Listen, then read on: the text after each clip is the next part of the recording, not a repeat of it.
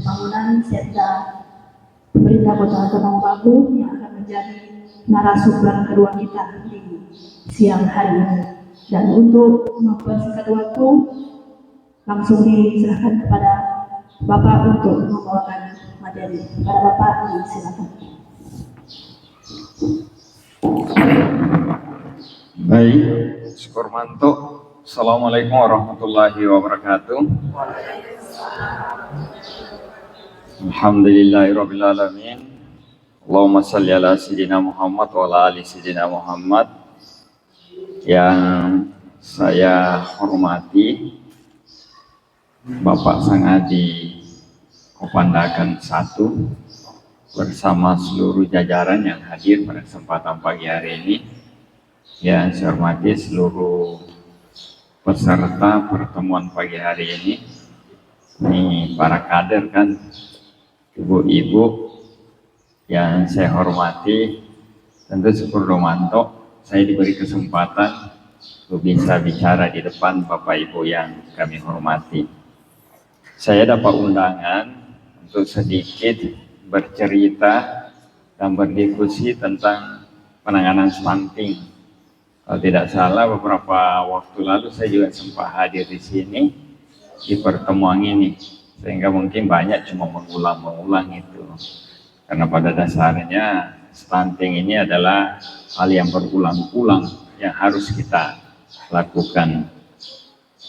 Bapak Ibu yang kami hormati, saya sengaja membawa ini supaya mau jelas nanti sebenarnya bagaimana stunting ini. Nah, kalau kita mau lihat di gambar ini, sering saya ulang ini karena ini resiko anak yang stunting dengan yang tidak stunting. Itu berbeda sekali otaknya. Itu orang yang stunting itu yang sebelah kosong itu, yang kurang itu. Otaknya kosong. Tapi kalau dia tidak stunting, anak sehat, otaknya penuh. Banyak penuh. Jadi baru dilihat dari situ saja sudah kelihatan bahwa kalau anak itu stunting maka akan tidak bagus nanti kalau dia jadi besar. Ibu-ibu akan susah dan masyarakat akan susah karena akan menjaga terus, memelihara terus anak itu. Nah, kalau otak sudah rusak maka semuanya tidak bagus karena sumbernya dari otak kita. Nah, ini penting sekali Bapak Ibu yang kami hormati, sehingga kita harus jaga. Nah, bagaimana menjaganya itu ya harusnya para perangkat kepala lingkungan tidak diundang ya? Tidak, harusnya mereka ya. Nah, ada berapa cara bagaimana menangani stunting ini? Nah, saya kasih data dulu. Yang jadi masalah penanganan stunting kita belum maksimal sampai saat ini karena ini data entry. Data entry kita artinya anak-anak yang stunting itu, anak-anak yang lahir itu masih banyak yang belum diukur. Itu berdasarkan puskesmas. Di puskesmas itu jumlah anak itu adalah 1.702. Tetapi yang baru diukur baru 1.629. Nah, yang diukur itu ternyata kita mendapatkan ada 20 anak yang stunting di situ.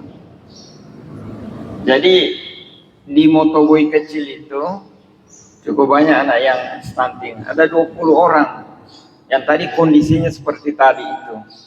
Kemudian di Kotobangun ini berdasarkan puskesmas ya. Ini bayi di situ ada 1.762. Nah, yang sudah dilaporkan itu baru 1.507. Dari 1.507 itu yang ditemukan stunting itu ada 43 anak. Nah, jadi kalau 1.762 itu diukur lagi, bisa saja tertambah lagi jumlah stunting itu karena belum semua diukur. Kemudian di Gogagomang itu tempat yang padat sekali itu ada bayi di situ 1.902 anak. Yang diukur baru 1.774. Berarti masih ada hampir 200 anak yang belum diukur kan. stunting 30 orang di situ. Kemudian di Bilalang itu ada 522 anak, yang diukur baru 515. Ada 11 stunting. Kemudian di Upai 492 anak, yang diukur 362 anak. Ada 47 anak yang stunting. Jadi yang paling besar stuntingnya adalah di Kota Utara. Bayangkan, coba bandingkan. 362 dapat 47. Di atas 1000 lebih yang diukur 3 kali lipat kan. Yang diukur yang stunting cuma 20.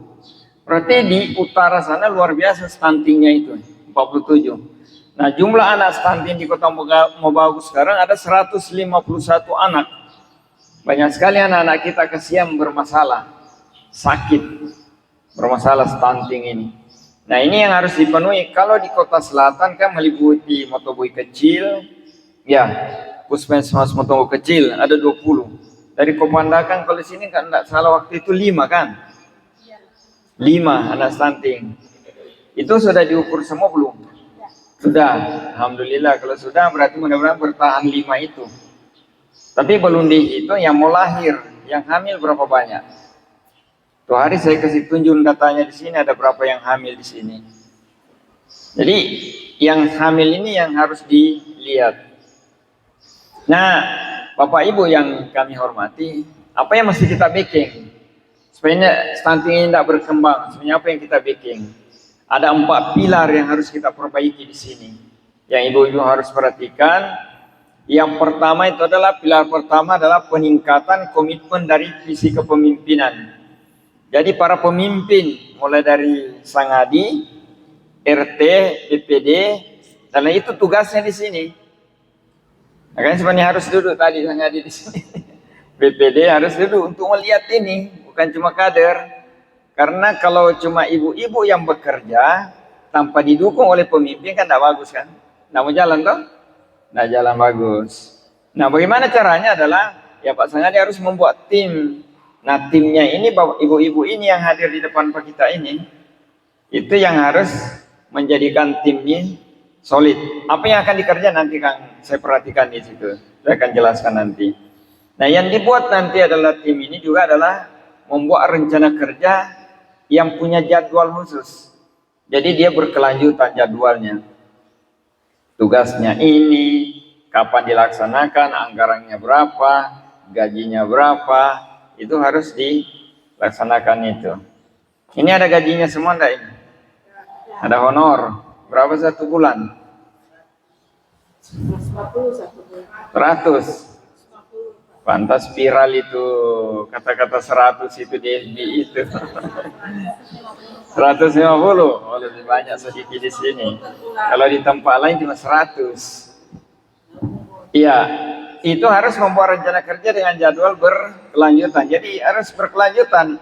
Karena stunting ini tidak pernah berhenti di kerja. Selama anak yang hadir, lahir, selama ada perempuan yang kawin, punya suami, selama dia itu mau kawin ulang, maka itu stunting harus jadi perhatian. Karena asalnya dari situ semua. Stunting itu mulai dari dia mau kawin, nanti akan dijelaskan. Kemudian, ini tim ini memonitor, diperhatikan terus, dijaga terus. Data-datanya, bagaimana perkembangannya, itu tadi dipantau berapa orang yang kawin, berapa yang hamil, berapa yang mau dioperasi, ketika mau melahirkan, berapa yang lahir normal, kemudian bagaimana makanannya orang itu, bagaimana kondisi rumahnya, kemudian dievaluasi. Hasil data itu diperiksa, di mana kelemahannya, apa yang orang bikin, apa yang orang tidak bikin. Misalnya, ada rumah yang stunting, kenapa? Karena rumahnya kasihan tidak ada. Rumahnya cuma tanah, itu dievaluasi apa perlu dibikinkan rumahnya atau tidak itu. Dibangunkan rumahnya atau tidak. Drainasenya diperbaiki atau tidak. Itu kader-kader harus perhatikan itu. Kalau dapat rumah begitu, laporkan ke Sangadi, Pak Sangadi. Biar lihat orang malin tuang, pakai wire, orang bilang mau urus ini, tapi kalau rumahnya tidak diperbaiki, kondisi airnya tidak diperbaiki, percuma. Ya tidak mau jadi-jadi. Sama dengan orang bekerja tapi tidak ada hasil. Jadi yang harus diperbaiki adalah kondisi rumahnya kalau begitu. Pasangan ini orang itu biar lebih kalau tidak makan, cuma makan tempe tahu terus, kan tidak mau jadi. Dia harus makan ikan, sekali-sekali minum susu walaupun tidak banyak.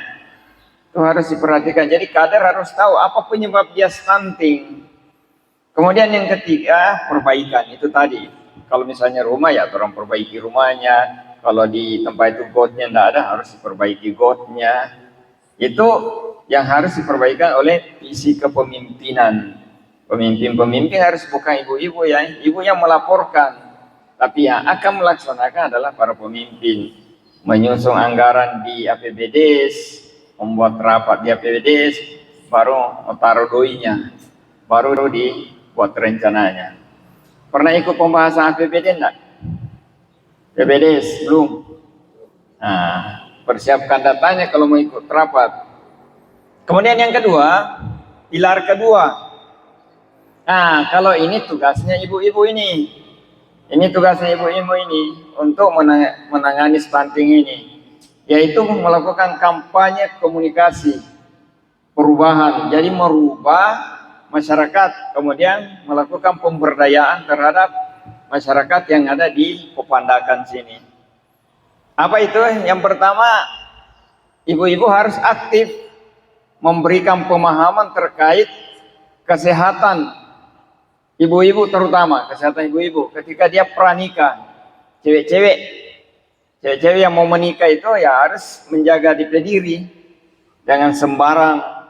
Misalnya kalau sudah mau nikah, sebelum nikah ya memeriksakan kesehatan dulu. Apakah ada kesehatan yang terganggu dan lain sebagainya. Suaminya juga ketika mau kawin harus periksa dulu kesehatannya.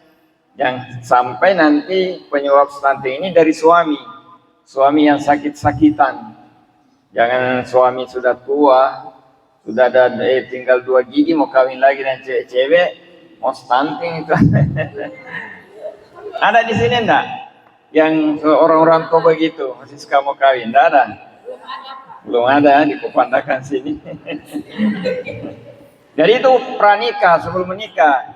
Kemudian pada saat menikah, nah ini yang harus dijaga ketika menikah, ini harus dikampanyekan bahwa umumnya orang kalau sudah menikah, baru menikah itu karena lagi senang-senangnya, kadang-kadang tidak memperhatikan kesehatan juga. Kesehatan. Dia cuma biasanya diperhatikan adalah penampilan terus. Penampilan, makanan tidak diperhatikan, tapi kemudian yang ketiga, ketika dia hamil. Nah, ini yang paling parah ini. Hamil. Biasanya orang hamil itu, yang saya perhatikan hamil ini, itu keinginan makannya kan tinggi. Cuma yang parahnya adalah yang dimakan adalah hal-hal yang kurang sesuai keinginan anak yang di dalam. Yang diinginkan adalah keinginan lehernya. Apa yang enak di leher, biasanya yang enak di leher yang pedis-pedis, yang garam-garam, yang asam manis. Dia tidak perhatikan di sini. Padahal banyak kebutuhan lain yang harus diperhatikan di situ. Apalagi kalau dia mengidam yang sedikit. Orang bilang di sini mengidam jahat. Itu yang lebih parah lagi, mengidam ekstrim. Itu yang harus diperhatikan makanannya. Jangan sampai terbawa keinginan leher tapi di perut enggak. Jadi harus perhatikan vitamin, kalsium, zat kapurnya, zat besinya dan lain sebagainya. Itu kader harus tahu persis sebenarnya apa yang dibutuhkan orang-orang ibu-ibu ketika hamil. Yang kedua tentu kesehatan bayi. Tinggi sekali, entah berapa persen, mungkin di atas 50% ibu-ibu sekarang tidak mau kasih batoto anaknya. Dia lebih suka minum susu yang berasal dari susu sapi. Makanya banyak perilaku anak kita sama dengan sapi. Bagaimana bukan susu ibu, susu sapi. Jadi kalau anak itu DP nakal disuruh ke utara, dia lari ke selatan, ya karena itu pengaruh susu sapi itu. Sebenarnya bagus tapi belum waktunya. Jadi yang diharapkan kedokteran itu, agama pun juga, dia maunya supaya itu harus susu ASI. Karena itu makanan yang paling bagus. Makanya anak-anak kita juga sekarang banyak yang sakit-sakitan, masih kecil, so keluar masuk rumah sakit. Karena apa? Karena itu tadi asupan makanannya bukan ASI yang lebih dulu. Padahal 2 tahun itu cukup ASI saja. Semua sudah ada di situ. Unsur sayurnya sudah ada di situ, unsur dagingnya sudah ada di situ. Apalagi yang namanya susu memang sudah susu. Ada di situ, gulanya ada di situ, proteinnya ada di situ, lemaknya ada di situ. Ada semua di susu ASI itu. Kedua, sebenarnya memberikan ASI itu membuat ibu itu sehat. Banyak ibu-ibu sekarang kena kanker payudara. Karena tidak pernah dikasih batoto itu payudaranya itu. Padahal ketika dia batoto itu menimbulkan ada namanya rangsangan. Menyebabkan ibu-ibu sehat. Sehat kalau yang menyebabkan. Jangankan terhadap mau kasih menoto batoto anak-anak. Batoto papa-papa saja itu disarankan itu. Ayo serius ini. Coba tanya dokter. Jadi kalau mau ibu-ibu sehat, betul ini, bukan bagus ini. Betul. Kalau ibu-ibu mau sehat, menurut dokter, sebelum tidur kasih batoto dulu bapak-bapak. Betul, biar cuma sebentar. Itu menyebabkan itu ibu itu jadi kulitnya segar, awet muda, dan jiwa muda. Kalau saya selalu batoto tiap malam. Serius ini. Serius. Seolah-olah. Cuma bagi yang punya anak hati-hati. Hati-hati. Karena kadang-kadang pagi-pagi anak-anak sudah disuruh batoto saya mau. Karena sebau rokok itu toto. Ya, nah betul itu. Jadi terserah ibu mau percaya atau tidak, tapi coba tanya ke dokter. Kenapa? Karena memang harus dirangsang terus. Karena itu pembuluh darah jadi lancar. Yang kedua, mendekatkan suami dan istri, lebih mengakrabkan suami dan istri sebenarnya. Kemudian ya serta mengasuh. Itu tadi kalau mengasuh itu tadi bayi melahirkan, sekarang mengasuh dari kecil sampai besar. Itu dari lepas batoto itu 2 tahun, berarti dia umur 2 tahun ke atas kan. Sampai dia bisa mandiri, itu harus dijaga makanannya. Nah sekarang anak-anak sekarang kita makanannya apa? Ada namanya junk food, ada namanya instant food. Jadi itu makanan-makanan yang siap saji itu. Ini aja bagus, tapi campur dengan sayur. Itu anak-anak. Kemudian ikan. Kalau ikan belum dapat, berarti ganti telur. Kalau telurnya dapat, berarti tempe, tahu. Karena itu proteinnya hampir sama sebenarnya itu. Cuma memasak tempe itu, makan tempe sebenarnya bagusnya dimakan mentah sebenarnya kalau tempe. Itu cuma pembiasaan sebenarnya, pembiasaan. Tempe kalau dimasak merusak proteinnya. Tapi kalau dimakan mentah, itu yang paling hebat itu sebenarnya. Paling enak. Saya pernah jelaskan itu. Jadi kemudian aktif mengkampanyekan pola kesehatan preventif substanting. Jadi yang dimaksud di sini, Bapak Ibu, saya baru dapat data, ternyata ibu-ibu itu ketika habis melahirkan, dia tidak memperhatikan kesehatan anaknya. Dia tidak mau pergi di poliklinik untuk periksa. Kemudian dia tidak mau suntik vaksin polio dan lain sebagainya. Yang sekarang yang divaksin itu baru 60%. Berarti ada 40% tidak pernah divaksin. Jadi kalau ada anak 10, cuma 6 yang tervaksin. 4 itu ternyata tidak divaksin. Makanya gampang sakit anak-anak sekarang. Karena hujan sedikit sakit. Karena tidak ada divaksin. Tidak ada penjagaan dalam tubuhnya. Nah itu yang harus diperhatikan. Sehingga kondisi lingkungan juga harus diperhatikan Bapak Ibu. Nah itu tugasnya kader. Melihat bahwa Di sini ada bayi. Umur berapa bayinya ibu? 4 tahun. Sudah pernah divaksin belum? Belum. Berarti tugasnya harus meminta dia harus pergi divaksin itu. Vaksin. Poliklinik kan bukan setiap saat kan? Saya dengar itu hampir tiap saat orang di masjid, di gereja, di kantor kelurahan teriak, besok di Kopandakan 1 ada vaksin. Hampir tiap saat teriak, cuma enggak datang. Saya kurang tahu, mungkin ada di kebun atau di mana, tapi yang jelas itu yang menyebabkan anak kita stunting. Tidak divaksin, tidak diberi makan waktu kecil, tidak dikasih batoto waktu kecil. Kemudian yang pilar ketiga, ini yang harus dilakukan. Ini sama tadi. Jadi Bapak Ibu harus melihat betul kondisi bayi di kampung-kampung itu, ada enggak pemberian makanan tambahan bagi mereka. Lihat kondisinya. Itu susu tadi, susu tambahan. Kalau dia sudah lepas toto tadi 2 tahun, ya baru dikasih susu tadi, susu tambahan, susu sapi. Cuma kalau mau sarankan saya, kalau ibu mau kasih susu anak-anak, sebaiknya susu kambing. Susu kambing sangat sehat, karena itu Rasulullah pakai susu kambing. Jauh beda sekali kalau susu kambing, itu sehat sekali susu kambing itu. Sesak napas, minum susu kambing rutin. Kemudian pemberian tablet tambah darah. Jadi ini yang harus dipantau, karena ini peningkatan kapasitas toh. Nah, tugas-tugasnya yang harus diperhatikan, itu harus dicek mana bayi yang belum. Jadi paksa mereka pergi di puskesmas, pergi periksa, pergi vaksin, pergi minum tambah darah itu, tambah darah. Kemudian pemberian vitamin A. Jadi ini yang intervensi spesifik namanya yang harus dilakukan. Jadi pelayanan ibu nifas, kebanyakan ini adalah tugasnya orang kesehatan. Tetapi yang kader-kader yang harus memfasilitasi, memanggil ibu-ibu untuk datang ke puskesmas. Non kesehatan ini yang saya jelaskan tadi, itu ibu-ibu tolong didata sanitasinya. Misalnya kalau ada rumah yang tidak ada got-gotnya selalu tergenang, bilang bikin got di rumah itu. Menipis anak mau sakit itu. Jadi ibu ini lawan-lawan dokter, tapi dokter yang ada di lingkungan menjelaskan itu.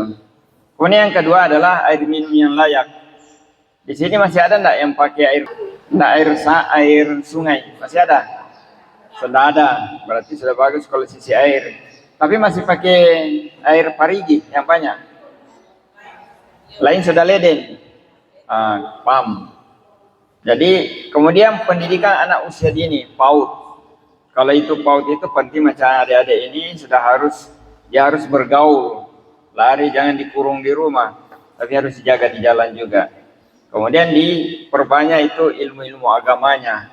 Kalau tidak diajarkan anak ilmu agama, mereka cenderung terpengaruh oleh pergaulan. Baru keluar sedikit anak datang ke rumah, so pintar bilang luji, sudah pintar temai. Itu yang menyebabkan anak-anak juga tidak bagus perkembangannya, karena itu menyangkut psikologisnya. Kemudian perlindungan jam kesda, nah ini penting. Kalau ini dilaporkan ke Sangadi, tanya, ibu sudah masuk BPS belum? Kalau belum, laporkan Pak Sangadi, ini belum masuk BPS orang ini. Kalau masukkan, supaya kalau dia sakit, ada yang menjamin kesehatannya. Kemudian kawasan rumah pangan lestari. Ini adalah halaman-halaman rumah kita yang disiapkan ditanami. Jadi penting itu menanam di pinggir rumah itu, bukan cuma karena untuk menyiapkan tomat, rica, bukan.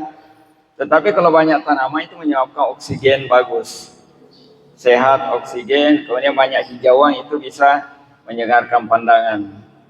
Nah, itu yang pilar ketiga, Bapak Ibu yang kami hormati.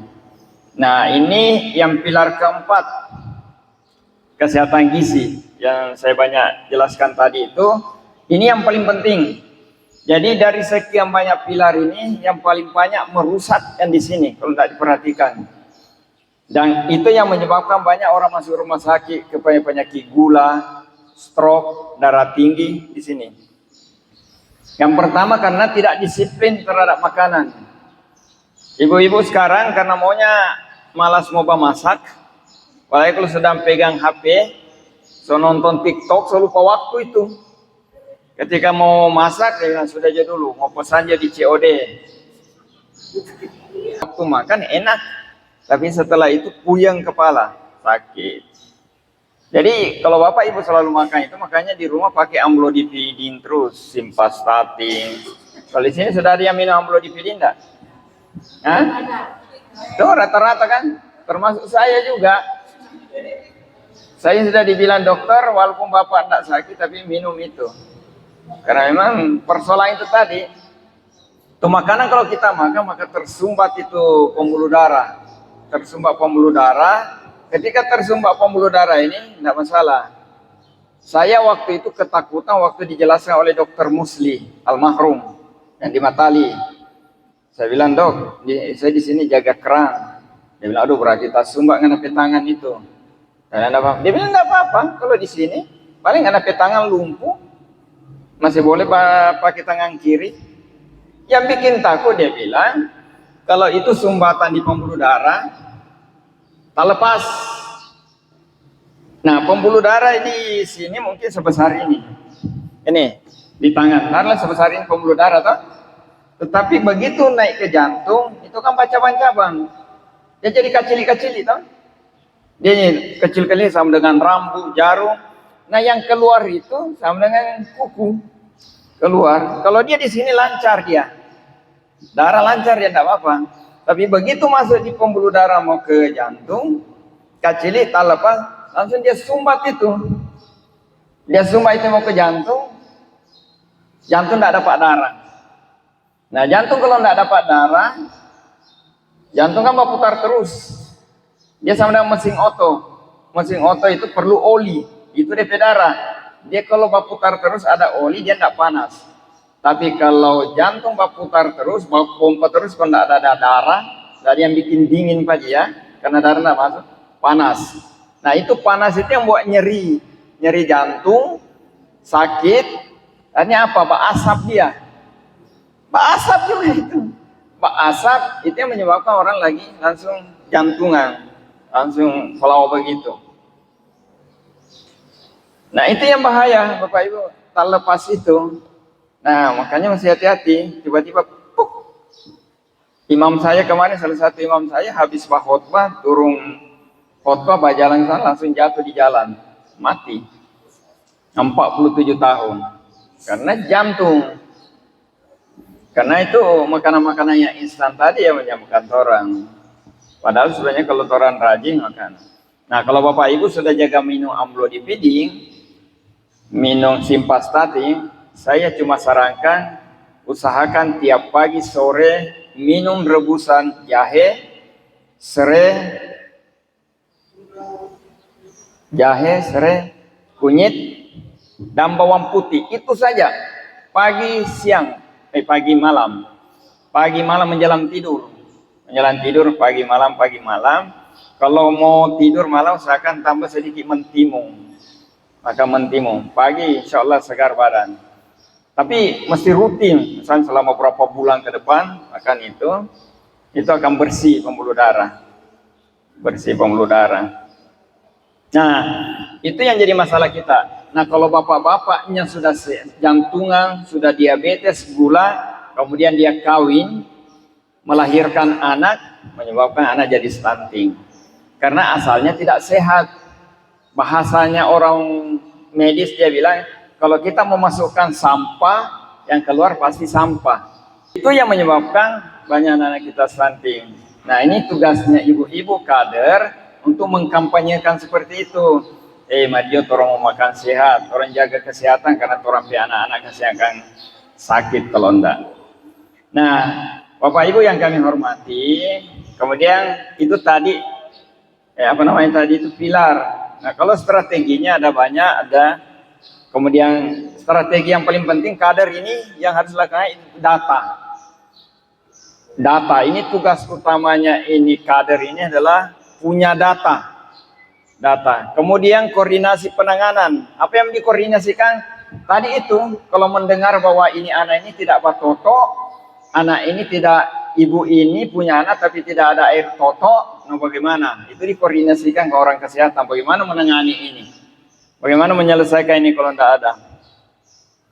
Kemudian inovasi berkelanjutan ini termasuk terkait makanan tadi. Bagaimana caranya supaya anak-anak itu yang tidak suka sayur, dia jadi suka sayur.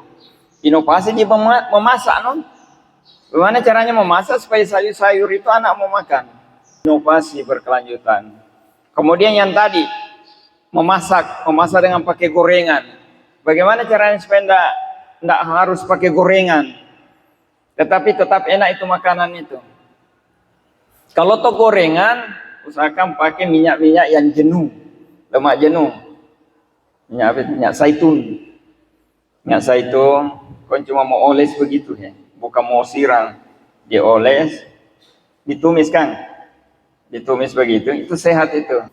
Jadi inovasi, kemudian penanganan berkelanjutan, nah tinggal dikoordinasikan dengan orang-orang kesehatan. Nah ini yang harus didata. Jadi tugasnya Bapak Ibu mendata data pengantin baru, data calon pengantin, data bumin, ini harus didata semua. Jadi Bapak Ibu harus punya data ini di lingkungan, di tempat tugasnya Bapak Ibu. Kemudian didata juga kondisi rumahnya. Misalnya Adnan di Kopandakan di RT 1 dia ini belum kawin atau dia sudah kawin misalnya. Kemudian rumahnya kasihan tidak ada, dia cuma rumah tanah, rumah ini didata begitu. Kemudian DP pekerjaannya tidak ada, dia sudah tua tapi belum ada pekerjaan. Tapi kalau masih muda tidak ada pekerjaan berarti malas itu. Apakah dia kondisi gizi buruk? Kek itu kronis, itu yang kurus sekali itu. Kalau tidak salah di Kupandakan itu hari ada kan? Ada satu yang kek kan? Nah itu yang harus diperbaiki itu. Karena tidak minum susu, tidak makan sayur. Biasanya ada orang itu biar sudah mau kasih minum susu apa, tetap dia kurus. Itu berarti harus diperiksa di laboratorium itu. Tidak ada gangguan. Kemudian koordinasi penanganan, ini secara berkala data dikumpulkan ke pihak terkait di KB dan lain sebagainya. Mungkin ada yang sudah lepas stunting, mungkin ada yang lahir baru. Jadi ini harus dipantau terus. Ini tugasnya kader, tugasnya ibu-ibu. Jadi ini dilihat betul ini dibuat jadwalnya. Ini yang dilakukan pekerjaan hari-hari. Ini dilaporkan ke Pak Sangadi, laporkan ke kesehatan. Nanti kalau boleh dibuatkan semacam apa ya? Kinerja, penilaian kinerja. Misalnya siapa yang kadar ini yang rajin-rajin memasukkan, nah tambahkan bonus pada dia. Ini rajin sekali, selalu nomor 1 memasukkan laporan, kasih bonus pada dia. Oh ini malas mau kasih masuk, potong DP, potong DP gaji dia itu. Kamu gitu, ya itu motivasi itu. Kemudian inovasi berkelanjutan ya update data, bagaimana caranya, misalnya kalau ibu-ibu mungkin tidak cepat, ya minta tolong di tetangga kalau ada telepon Pak. Itu namanya inovasi itu. Inovasi makanan tambahan. Kemudian membangun partisipasi masyarakat, Bapak Ibu asuh, saya jelaskan. Mungkin di lingkungan Bapak Ibu bisa mencari ada orang yang mau suka membantu, misalnya orang ini kekurangan gizi. Coba ada orang-orang yang kaya di sini, pengusaha bisa membantu memberikan makanan tiap bulan. Biasanya ada yang orang-orang yang mau membantu begitu, bersedekah. Kemudian penanganan berkelanjutan, jam kesda tadi nanti dilihat itu jam kesdanya masuk BPS semua. Kemudian kalau ada ketenaga kerjaan di sini, misalnya ada buruh bangunan, ada yang jaga bekerja di bangunan, ada yang tukang-tukang, itu kasih masuk BPJS ketenaga kerjaan. Dia kalau dia sakit, berapa lama pun di rumah sakit ditanggung oleh BPJS ketenaga kerjaan. Kalau orang kerja, misalnya ada ibu yang punya bayi tapi suaminya bekerja bangunan, kasih masuk. Kalau dia celaka masuk rumah sakit, sampai kapanpun di rumah sakit itu ditangani oleh BPJS ketenaga kerjaan. DP iurannya itu 10.600 kalau tidak salah tiap bulan. Nanti koordinasi dengan Pak Sangadi kalau mengenai itu. Kemudian bantuan dan tunjangan kemudian Mones, nah terakhir itu saja. Tapi ini yang harus diperhatikan kader-kader ini. Assalamualaikum warahmatullahi wabarakatuh. Waalaikumsalam. Nama saya Nirin Mokodopit, saya dari kader KPM. Yang mau saya tanyakan Pak, kan ada yang di sini yang sudah diukur, apa, tapi memang DP timbangan cuma begitu. Itu anak memang tidak bersusu karena memang dari lahir dia tidak suka susu.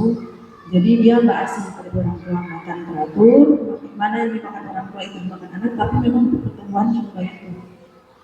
Kemarin kan sempat dibilang itu stunting karena ada kesalahan dari timbangan, tapi pas ada itu dia kembali lagi pas ada timbang ulang dengan dua timbangan.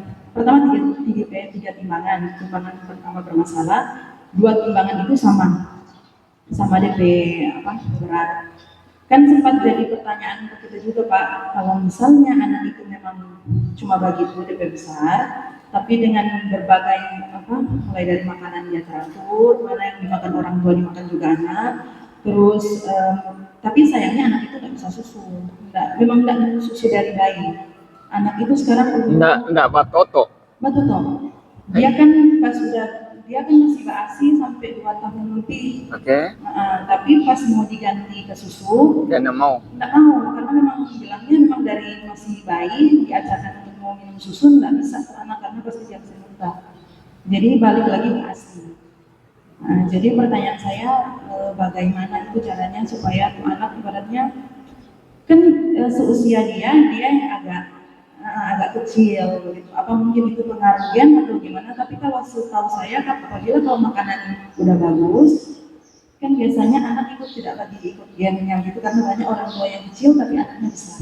Oke, terima kasih. Umur balita sekitaran umur 3 tahun lebih. Iya, terima kasih. Ini cukup unik karena anak tersebut memang batotok kan. Batotok dari kecil, berarti sampai 2 tahun disusui. Maksudnya setelah dia lepas toto itu, dia tidak mau beralih ke susu. Sudah diganti susunya enggak? Susu sapi. Ya, itu yang dimaksud itu atau perlu dikoordinasikan dengan tim gizi. Ada di rumah sakit, ada di puskesmas tim gizi itu, nanti mereka yang ramu itu kan coba ramu. Yang kedua, anak itu harus diperiksa juga. Karena biasanya kalau susu memang mungkin ada di gangguan pencernaan. Apalagi dia tidak tumbuh bagus begitu, berarti ada gangguan pertumbuhan itu. Biasanya ada gangguan di usus kalau begitu, ususnya tidak mau, apalagi sampai muntah begitu. Yang saya tahu kalau anak-anak kecil itu yang normal, jangankan susu, yang penting anak susu itu manis, jangankan susu, sedangkan yang asam-asam dia sapu bersih. Apalagi anak-anak, berarti ada kelainan anak itu.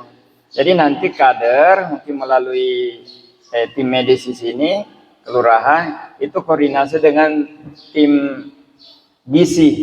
Kalau di rumah sakit ada namanya Kobandaha, Ibu Kobandaha.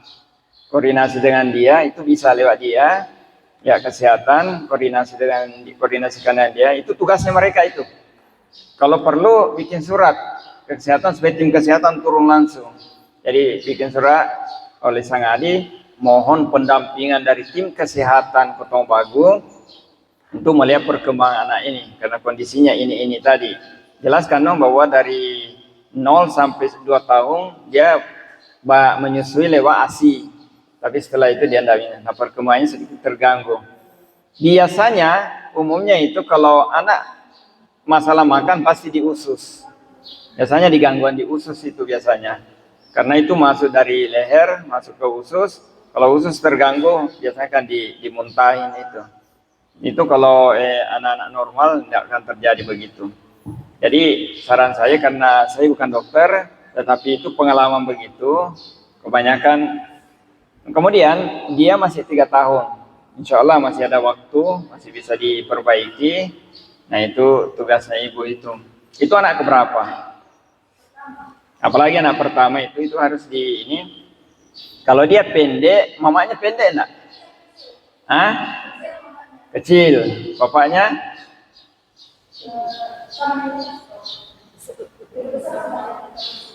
Tingginya ibu berapa?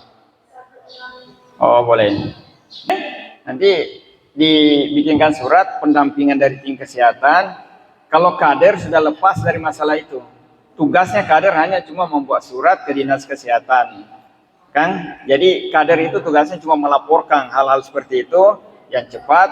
Jangan sampai dia lewat 3 tahun baru dilaporkan. Sobat keras DP tulang, sobat keras DP hati, sobat keras DP otak, sobat keras yang lain sini mau nggak dengar, yang itu sudah biasa. Hanya dia begitu terus sampai besar. Itu harus ditangani terus.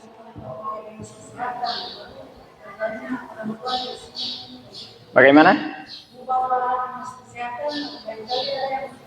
Nah, makanya untuk sementara bikin surat saja dulu. Penyuluhan dari dia kan di tim kesehatan datang itu sekaligus memberikan motivasi pada orang tuanya kan. Jadi lewat Sangadi nanti kalau perlu mengetahui oleh camat supaya tim kesehatan datang melihat anak itu. Kalau ibunya tidak mau bawa berarti kader yang fasilitasi mau bawa dengan pihak desa dong antar ke sana. Tapi kalau boleh tim kesehatan turun dulu nanti. Sorry kak, jumpa lagi kak. Pas, ya so jam makan so ini. Mau baru pas naik. Baik, Kurmanto, mohon maaf atas segala kekurangan. Kurmanto Bu sudah didampingi, insya Allah mudah-mudahan apa yang ibu-ibu kader lakukan bernilai pahala jariah, amal jariah untuk bekal kita nanti. Demikian, Assalamualaikum warahmatullahi wabarakatuh.